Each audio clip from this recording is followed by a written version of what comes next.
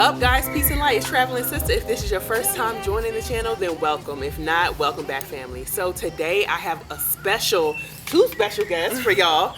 Swatara and Sentwali, okay? All the way from the U.S. Whoop, whoop, in the house, okay? Those names down. Listen, okay? I had to get it right for y'all. I appreciate it. Okay. Yeah, right on. So, you guys, I'm really happy to be doing this interview because not only are y'all diasporans that have come, relocated yourselves and your whole family out here, like, that in itself is monumental. Yeah. That in itself, and it's not like you have like, oh, we just have one kid. Y'all have a whole beautiful family, like, you know what I'm saying. So I just want to kind of tap into what you guys have been doing, your experience here, how you like it, how the kids like it, and specifically, you know, what moves you've been making since you've been here. Okay, so just introduce yourselves a little bit. Okay, well, I'm Swatara Olushala, wife of Sentwali Olushala, mother of Saeed, Sadia, Samir, Samad, and Salil. 4 boys, 1 girl who are loving it here at home. Amazing. You know, we have been welcomed. It's been amazing.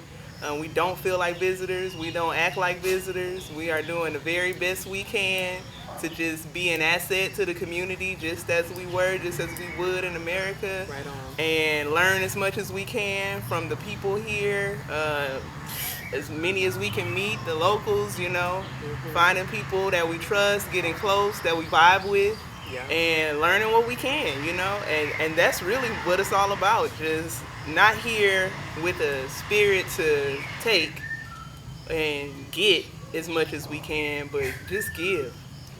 And my name is Sentwali. I'm a native Texan. We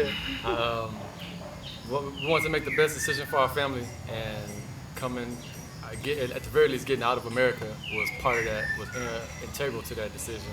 And we living, like, we moved past surviving. We making moves, making sure that we can not only provide for our family, but set an example for people to understand that you don't have to be stuck in America in any way. Right on. So how long have y'all been here? It's been since the end of October. Okay. So what's today? February 11th. Yeah. So we're looking at almost 5 months. Wow. Okay. Man, that's amazing. So what prompted y'all's move here? Was it like a gradual building of things that kind of prompted your move, or was it just like a bam decision, like, actually, let's go type of thing? I think it was a little bit of both. Yeah. It was a little bit of both. So before, let's backtrack, rewind to like year before last. We were having the thoughts, you know, let's visit Africa. Our children at that time didn't even have passports. We did, but it was like nowhere in our mindset were we thinking let's all travel with all the children to go overseas anywhere. At that time, and they were younger then, you know, it wasn't crossing our mind. And we were raised in Pan-African culture. So African centered, you know, itself from birth. Like, that's how we got our names, and that's a whole nother interview. But we already viewed Africa as home. We already viewed Africa as like the best place in the world, and we had all this African pride instilled in us. And, you know, every time somebody speaks my name, they're reinstilling that in me, reinforcing that. Beautiful. And so it was, we've been overseas a few times, and it was like, we have not been to Africa. And I said, you know what? My birthday, 2021, we going to Africa, everybody. We're going to plan a trip and just see and hang out and blah, blah, blah. And when we said that and told our children that, they would tell other people we moving to Africa. Right. They called it. They called it. We're like, whoa. Don't No, we just tell not. nobody that. Right, we not. Right. You know, we got whole lives here. What are you? And just to say, yeah, we're going to Africa to look at some houses. And I'm like, you got to stop telling people that. Right. Stop telling people Letting the people in on our plans. Right. So then, you know, planning for that, researching about different places where we want to go, what do we want to do, and COVID hit. You know, COVID hit, And at that time, it was like, okay, we're going to add a extra week of staying home onto spring break. They kept doing And then after that, we'll be back to normal. So it was like, okay, let's take this extra week and go somewhere super rural in America, but just kind of really sitting back and watching all of this unfold, because this is nuts. This is crazy. What they're expecting of people, what they're asking them to do, and what they're presenting us and want us to absorb as reality. But even before the COVID, it was just week after week, police killing a black man or a black woman. Somebody else, a private citizen, killing a black man or a black woman or a child. And so all of that, just the American society with the COVID was the push. And what he's talking about, with the brutality, the oppression, like, it's crazy that I didn't even mention that, because it's so ingrained in what we've had to deal with as black people in America. Period. It's like, don't even mention that. We know that. That's a given. But, as activists doing work, we were in the trenches, advocating for people who lost family members to police, or people... we see something happen on camera in the court, they try to act like we didn't see what we saw. That's how they do. So, us having 5 hyper-intelligent children, who speak up, speak well, speak for themselves, who we taught to not just accept anything. I know my oldest, one run-in with a police officer could wipe him out. Yep. Off the face of the earth. And that's ridiculous. We shouldn't live with that level of fear. And that's the oppression side of it. So I talked about COVID. He brought up the oppression. Toxic capitalism. Just that lifestyle. Oh, man. The boomers trying to push on millennials what they experienced when they didn't have to deal with credit scores. Yeah. Yes, they had to deal with redlining. Yes, it was racism. There was a lot of other stuff going on as well. Right. But the financial oppression on us. Cost of living. Okay. And then the amount of money it takes to get a college degree. that in itself. And then this constant need to push materialism in your face. Like, what I'm saying, to the point where you're going out, buying things you don't need, trying to impress other people, having real self-hate issues going on because you see these celebrities or even just regular people on social media, with this certain standard of life was, fueled by materialism. And you're trying to, for those of us who don't know and who aren't aware, they're trying to keep up with that subconsciously and it's completely toxic. Completely toxic. And they package it not only on social media, but reality shows. It's crazy they call them that when disgusting. It's the exact opposite. I hate reality shows. I hate them. They should I call them false reality shows. But they're all scripted. Exactly. All of them. Exactly. Just the toxic capitalism, the normalization of not being with your children, going to work, doing this all The day, rat race. it's just your whole life, and then you look up and you're supposed to retire when you're 65, 70, if you make it that long as a black person in America. Okay, with all these driving factors that basically pushed you and pulled you out of America to come to the continent, how did you decide on Tanzania? There's 54 whole countries in Africa. Why Tanzania? Right. I would say, and I know it sounds cheesy and cliche, but Tanzania chose us. Tanzania chose us. In research, of course, I came across Traveling Sista videos, like we all have. You're here now. You're here now. Right. Of course, I came across those, and the videos made it a little more real for me to look at them and see myself. And I saw them, and I looked, and I was like, "We gonna be friends." I looked at that, I said, "We gonna be friends, okay?" It's gonna happen organically, like this. Absolutely. But it's gonna happen, and here we are. But I like the leadership in Tanzania. Right. I was attracted to that, and really from the 70s. A lot of freedom fighters, a lot of revolutionaries have history on this land, in this country, and found a lot of safety and solitude here, and I respect that, and I think that energy is still present. For sure. And so the former leadership and present leadership, I am in alignment with. I feel like me and Magufuli have more in common than he realizes. Amen. And he's another one. I'm like, we're going to be friends. I know that's right. For real, Gotta speak claim that that. into the universe. For real. Manifest for that. Real. For real. Me and Magufuli, we're going to be good friends. Mm-hmm. But yeah, how he just, not bowing down to the Europeans.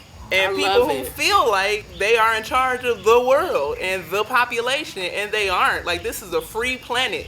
Borders are imaginary. Okay, we should seriously. be able, as human beings, to move freely, to grow freely, to thrive freely and flourish. We should not be paying for natural resources. This is ours. Yeah. By All this birthright. abundance Yeah.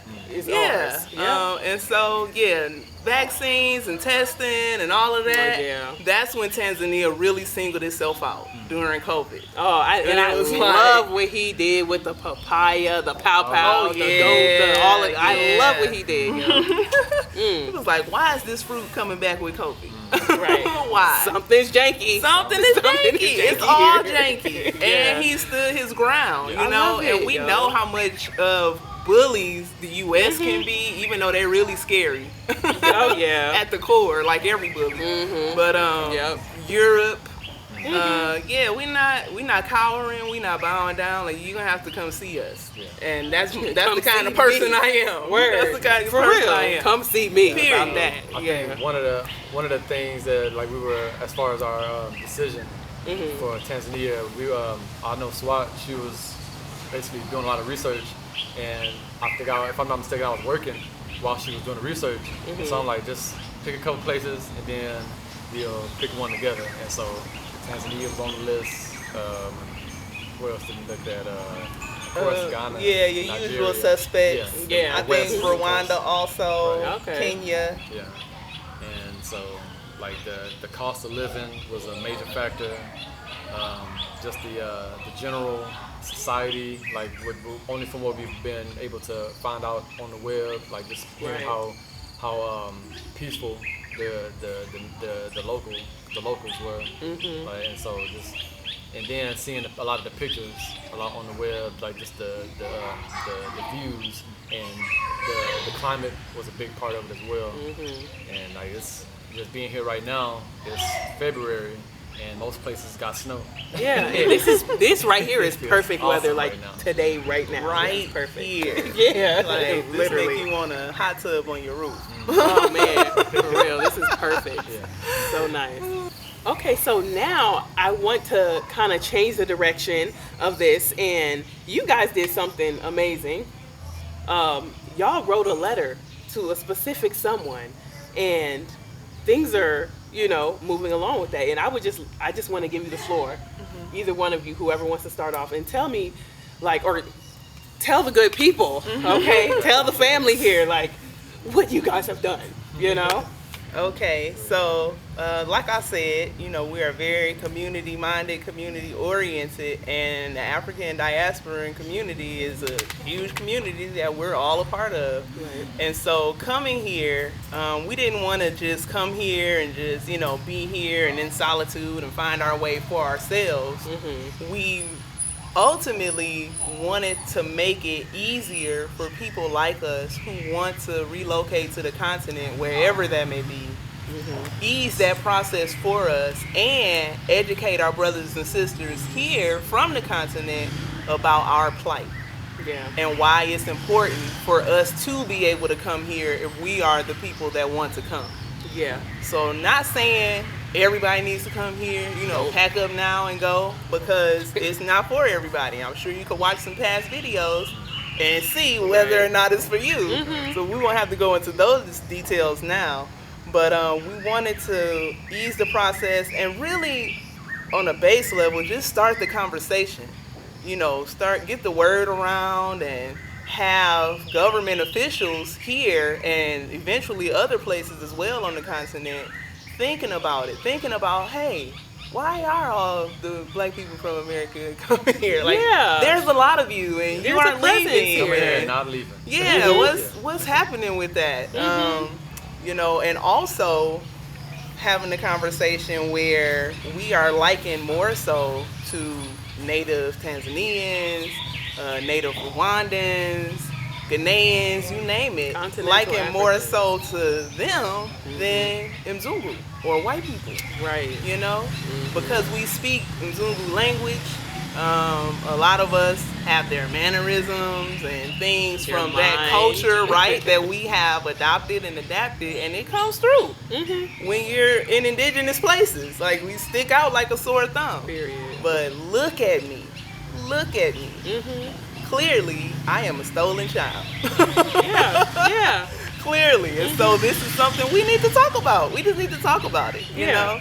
And so, yeah, that's just like, you know, we casually meet up or met out at places. There was another gathering that Mama C had. Shout out Mama C, UAACC, where during Kwanzaa, we had a Kwanzaa celebration here. We met, the family from Moshi. And a lot of them came and rolled out. Okay. Yeah, Okay, we that just clicked. Yeah. We just talked, just like we talking right now, and it came down to another conversation that I've had many times. Yeah, you know, we all feel the same way. I mean, I wish it was something we could do, and you know, something. And whenever somebody says something like that around me, I'm like, let's do it. Let's just do it. And that way, it'll be done. And we won't say we wish it was something we could do. Right. Let's do it. So it was like, okay. So I just made a little WhatsApp group and was like, okay, let's start talking about it and drafting this proposal. What do we want it to look like, and what should it cover? And Baba Sentwali can talk to you about the proposal itself. So, the proposal is basically based off of a previous proposal that was made, I guess either some years ago or some months ago, but it needed to be fleshed out a little bit more. Certain specifics needed to be added and some need to be removed. And it was basically an effort to not necessarily petition the government, but to make a proposal and let them know that not only were we here, but we had no intention on going back to America. And our being here wasn't to exploit, but it was to contribute. And it was basically letting them know our situation as Americans, not personally, but what we were experiencing in America on so many different levels, and basically making it plain as possible to the point where not only could they understand us as people, but as in the best way that we could benefit whatever country we were planning on moving to. And so we put the proposal together. A couple different people gave input, and we worked it out as much as possible until we got a working model of the proposal. And we went to the immigration office in Dar es Salaam, and we presented it to one of the officers there, and it seemed like they didn't quite want to touch it. They didn't want to deal with it, so they passed it on.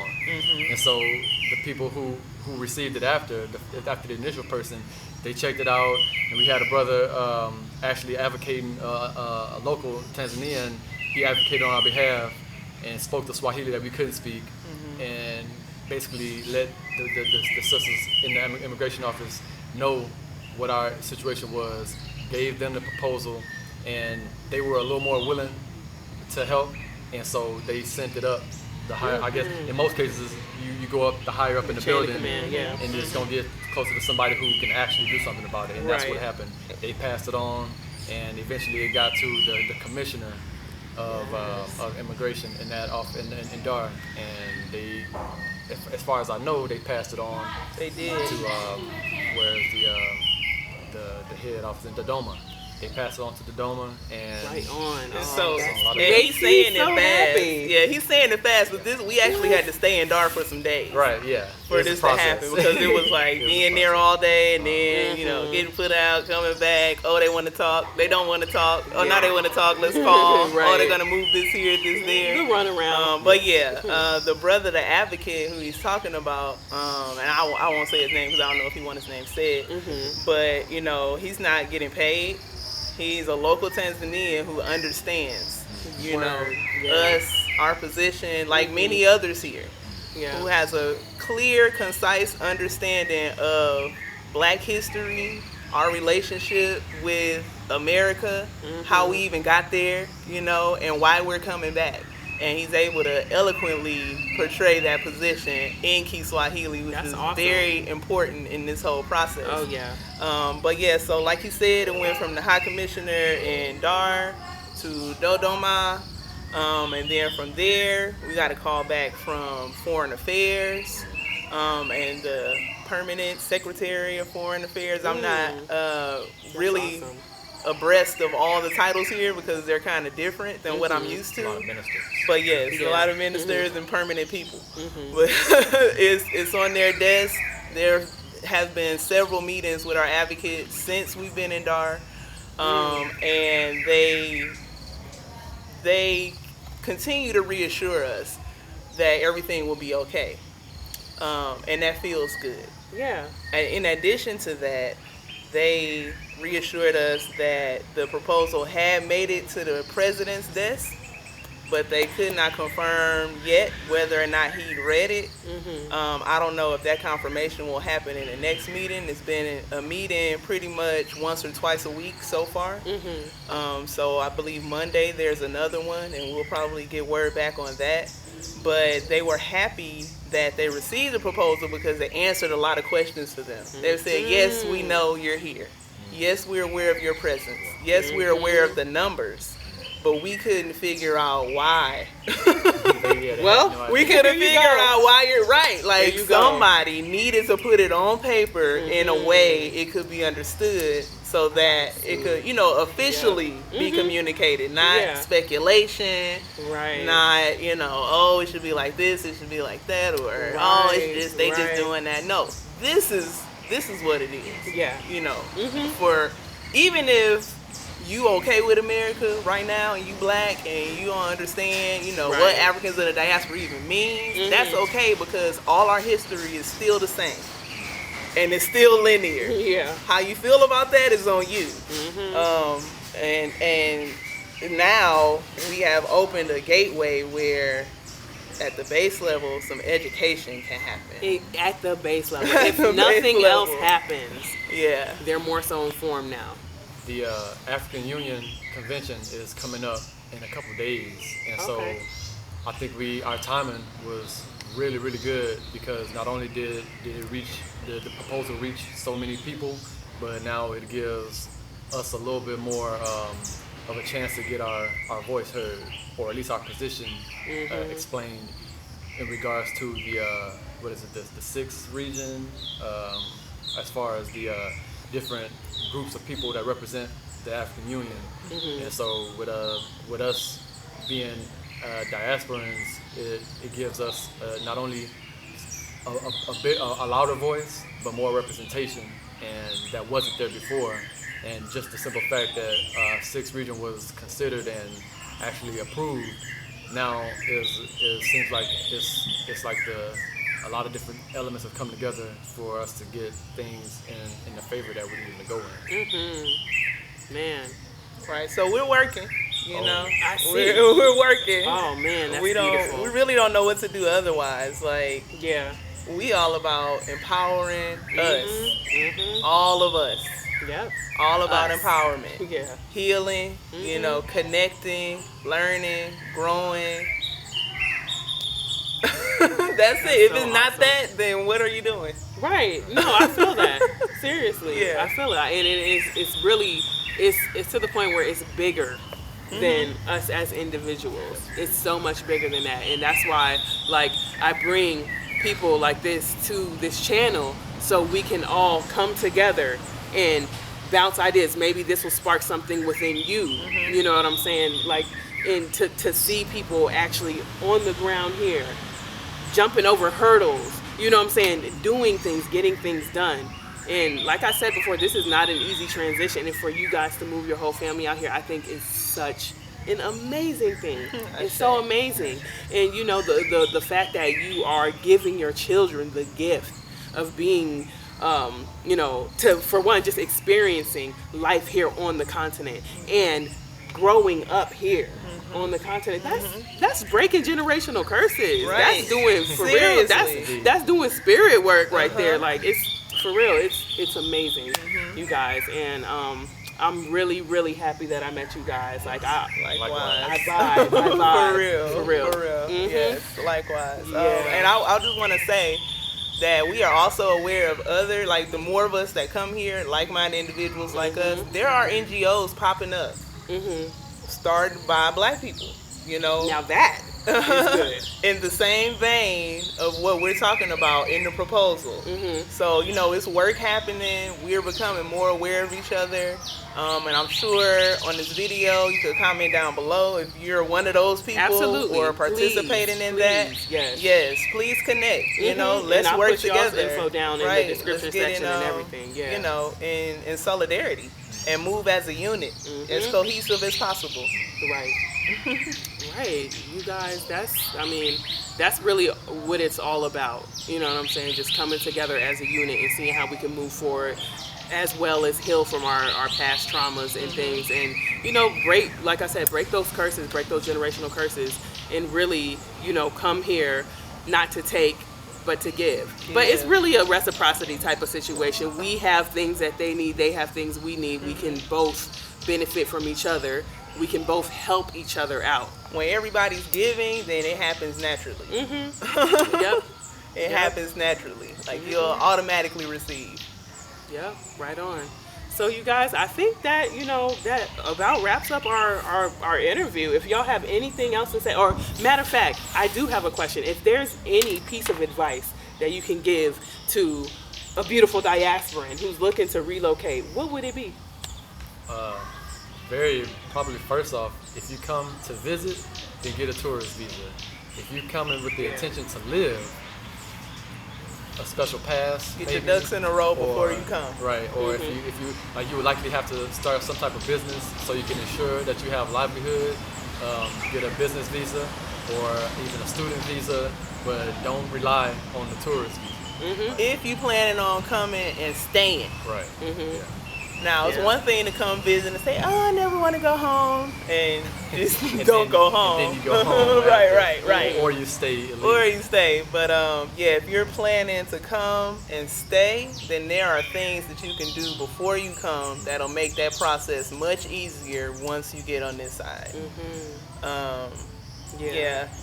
That's good advice. It is good advice because I know, like, you know, probably, at least a year and a half, maybe 2 years ago at this point, you know, I definitely had recommended for people to get the tourist visa coming in because it's the easiest to get. It's super easy. But from what I've seen, you guys, there are a lot of challenges, you know, when it comes to staying past and extending, you know what I'm saying, in living on a tourist visa. It's a lot of challenges. I mean, and then when you gave that advice, people were visiting. Yeah, you know, a lot of people were visiting. Some were moving. Right, but I just, you know, want to come see, or they were visiting, coming here and then visiting other places. Yeah, you know, and so that was sound. That was a sound recommendation at that time. But now we're in this pandemic situation, and Tanzania being one of like 3 countries in the world where you don't have to do testing or vaccination. So people are coming here. Yeah. And again, like Baba said, if you coming here to stay, then, you know, go ahead and get those ducks in a row before you come. That's real, because things have changed. You know, when I came back in 2016, things were a lot easier for me to just kind of move around the country and stuff. But things have definitely changed, and you gotta, you know what I'm saying, you definitely have to take the right steps in order to repatriate here. You know, hopefully I can give you guys more information on that in the next upcoming videos or so. But definitely, like, if you're thinking about repatriating, make sure you do all your research as well, you know, and reach out to people, okay? Right. So, I mean, that's all I really have for you guys, you know. Thank you so much for this interview. Thank you. This was fun. This was definitely fun. And yeah, y'all already know what it is. Love y'all. Peace. And I really like the way you stare. A tingle down my spine. This love is so divine. You gave me a child, let's make it two. I just wanna